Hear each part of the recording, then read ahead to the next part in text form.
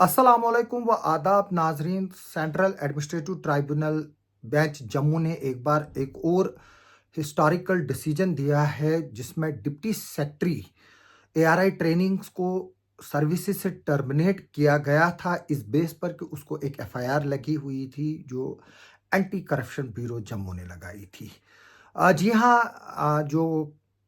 Cat का double bench है उसने ये डिसीजन दिया है। जो डिप्टी सेक्रेटरी थे नूर आलम, जिनकी उम्र तकरीबन 52 साल के करीब थी, ये तहसील मीरा मंडरन डिस्ट्रिक्ट जम्मू में के रहने वाले हैं और एट प्रेजेंट ये नियर मक्का मस्जिद भठंडी जो है वो जम्मू में रहते हैं और अ, इनको रिप्रेजेंट कर रहे थे केट के पास एडवोकेट नाजिमुद्दीन काजी, और जबकि एडवोकेट सुदेश मंगोत्रा जो एडिशनल एडवोकेट जनरल है वो रिस्पोंडेंट, जिनमें चीफ सेक्रेटरी को भी पार्टी बनाया गया था union territory of Jammu and Kashmir, और जो कि रिप्रेजेंटेशन कमेटी के जो है वो चेयरपर्सन है, और commissioner secretary to the government general administrative department, और जो एआरआई एंड ट्रेनिंग है उनको बनाया गया था उसमें पार्टी। और मैं ये बात बता दूं कि ये जो हिस्टोरिक डिसीजन है वो दिया है केट बेंच के जो मिस्टर राजेंद्र सिंह डोगरा हैं जो मेंबर हैं, और ऑनरेबल मिस्टर राम मोहन जोरी जो कि मेंबर ए है, और जो राजेंद्र सिंह डोगरा है वो मेंबर जे हैं जो जुडिशियल बोलते हैं, जिसको। और मैं ये बात बता दूं कि ये एक आर्डर इशू हुआ था जिसके तहत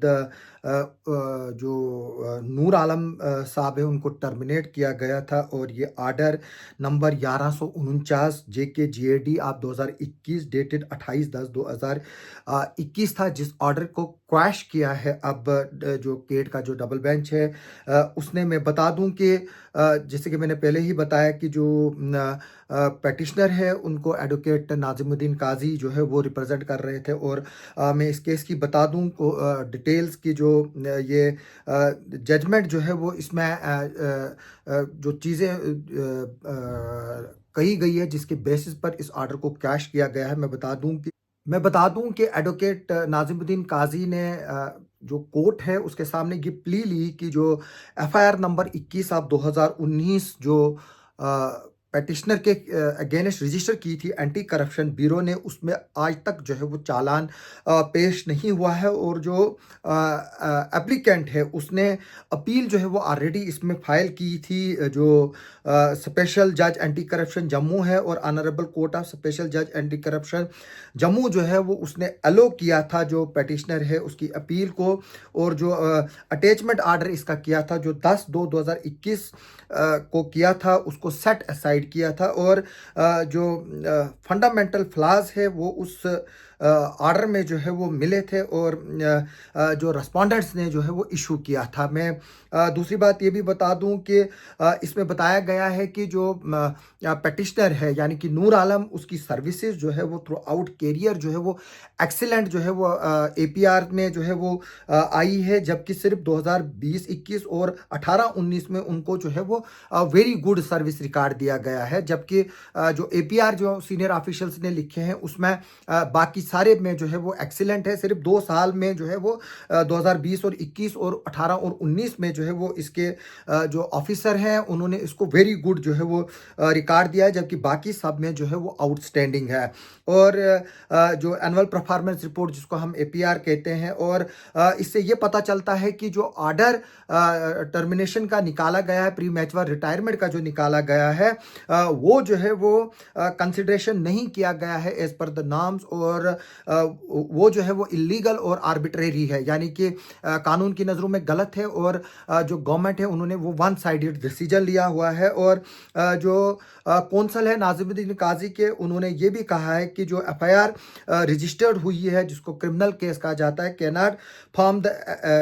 जो है वो रिटायरमेंट के लिए जो है वो नहीं बन सकता एक ग्राउंड, जबकि जो एपीआर है वो गुड और इंटीग्रिटी को जो है वो ऑफिसर की दर्शाते हैं, जबकि वहाँ पर जो है ये बोला गया है कि जब इनको सर्विस से टर्मिनेट किया गया कि जो ऑफिसर की इंटीग्रिटी है वो डाउटफुल है। तो कोर्ट में जो एडिशनल एडवोकेट जनरल है सुदेश मंगोत्रा जी, उन्होंने ये प्ली ली है कि जो ऑफिसर है उसकी इंटीग्रिटी ठीक नहीं है और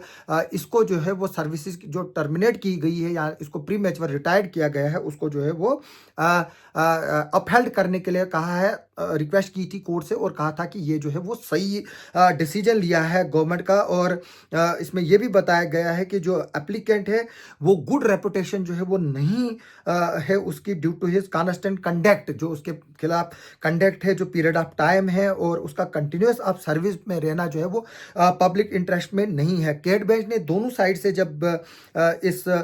केस को सुना, एडवोकेट नाजिमुद्दीन काजी और जो रेस्पोंडेंट है उनको जब सुना और कोर्ट जो है वो इस नतीजे पर पहुंचा कि मैं बता दूं कि ये 28 पेजेस जो है वो जजमेंट है और इसके जो मैं लास्ट 3 जो ऑपरेटिव पार्ट्स हैं, जो पॉइंट्स है कोर्ट के, मैं उनको जो है वो थोड़ा सा आपके सामने रखूंगा कि इसमें ये लिखा हुआ है कि जो लॉ है वो सेटल्ड प्रिंसिपल है और नेचुरल जस्टिस पे जो है वो रोल प्ले करता है, जो पॉइंट नंबर 31 है इस 28 पेज की जजमेंट में। और उन्होंने कहा है कि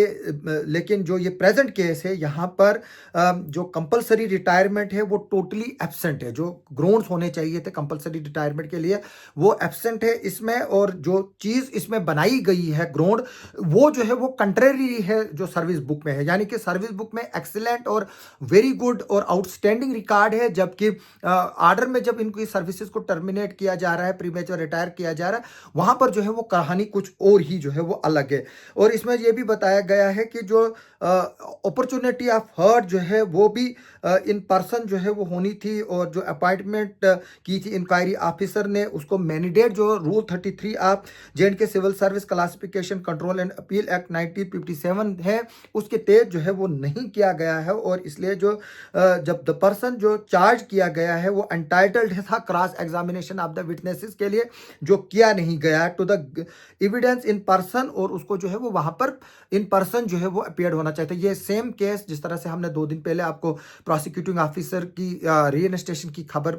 में बताया था, वही जो है वो यहाँ पर भी लैक्यूना है और उसका भी जो है वो यहाँ पर बेनिफिट मिला है पिटिशनर को। और इसमें ये भी बताया गया है कि जो कोर्ट है उसने ऑब्जर्व किया है कि जो एनालिसिस ऊपर जो किया गया है और जो रीजनिंग दी गई है वो गलत पाई गई है। और जो इसलिए जो आर्डर नंबर गवर्नमेंट आर्डर 1149 जेके है जीएडी ऑफ 2021 डेटेड 8/10/2021 को क्वाश किया जाता है और जो रेस्पोंडेंट है उनको डायरेक्शन दी जाती है कि वो एप्लीकेंट को री इनस्टेट करे और उनको सारे बेनिफिट्स जो है वो सर्विस के दे, यानी कि ना कोई उसमें सर्विस ब्रेक आएगी, जो उनके प्रमोशन होंगे, इंसेंटिव्स होंगे, जो इंक्रीमेंट्स होगी, वो सब जो है वो कोर्ट ने देने के लिए कहा है। और इसमें यह बताया गया है कि ये सारी एक्सरसाइज जो है वो 6 हफ्ते के अंदर अंदर जो है वो कंप्लीट की जाए, उस डेट से जब सर्टिफाइड कॉपी की आर्डर जो है वो अवेलेबल होगी जो रेस्पोंडेंट है, यानी कि गवर्नमेंट को, जनरल एडमिनिस्ट्रेटिव डिपार्टमेंट को। इस तरह से जो डबल बेंच जो केट का है जम्मू का, उसने जो है ये एक डिसीजन दिया है जिसमें डिप्टी सेक्रेटरी नूर आलम जिनकी उम्र 52 साल के करीब थे उनकी सर्विसेज को री इनस्टेट करने की डायरेक्शन दी है, जिनको प्री मैच्योरली जो है वो रिटायर्ड किया गया था जब वो डिप्टी सेक्रेटरी थे पोस्टेड ARI और ट्रेनिंग में। इस तरह की खबरों पर जो है वो हम आपको आगे भी और जानकारी जो है वो देंगे और इस तरह की खबरें जो है वो हम आप तक लगातार पहुंचाते रहेंगे। आप हमारे साथ जो है वो बने रहे, इसके लिए बहुत बहुत शुक्रिया।